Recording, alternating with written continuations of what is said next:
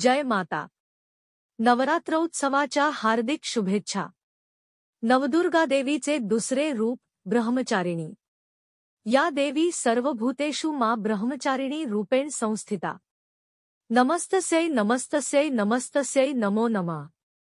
दधाना कर मदमाभ्याम अक्षमाला कमंडलू. देवी प्रसिदतु मयि ब्रह्मचारिण्यनुत्तमा. नवशक्तीपैकी ब्रह्मचारिणी हे दुर्गेच्या दुसरे रूप आहे. येथे ब्रह्म या शब्दाचा अर्थ तपस्या आहे. ब्रह्मचारिणी म्हणजे तपाचे आचरण करणारी.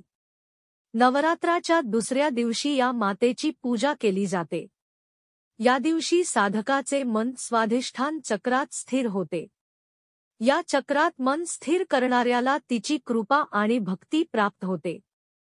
या देवीचे रूप अतिशय देखणे आणि भव्य आहे. तिच्या उजव्या हातात जपमाळा आणि डाव्या हातात कमंडलू असतो. तिने पूर्वजन्मात हिमालयाची कन्या म्हणून जन्म घेतला. त्यावेळी नारदमुनींनी तिला भगवान शंकर पती म्हणून मिळावा यासाठी कठोर तपस्या करायला सांगितली होती. या तपस्येमुळे या देवीला तपश्चारिणी किंवा ब्रह्मचारिणी असे म्हणतात. 1000 वर्षापर्यंत तिने फळे खाऊन तपश्चर्या केली. उपवास काळात तिला ऊन आणि पावसाचा भयानक त्रास सहन करावा लागला होता. या तपश्चर्येनंतर 3000 वर्षांपर्यंत केवळ जमिनीवर पडलेली बेलपत्रे खाऊन दिवस काढले.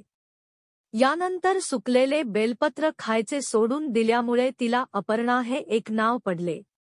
अनेक वर्षे कठोर तपश्चर्या केल्यामुळे तिचे शरीर क्षीण झाले होते.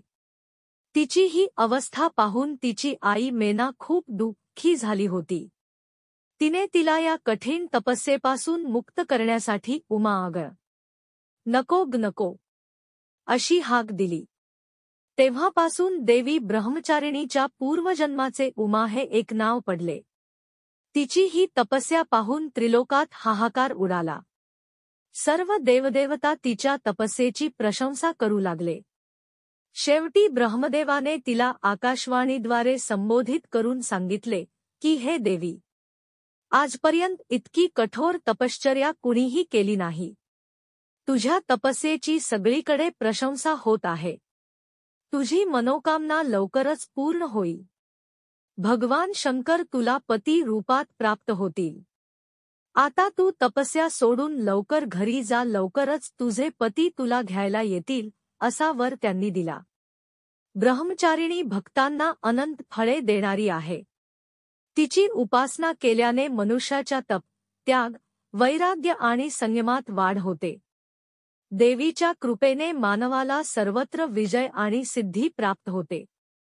अशा प्रकारे हे दुर्गेचे दुसरे रूप आहे. जय ब्रह्मचारिणी माता.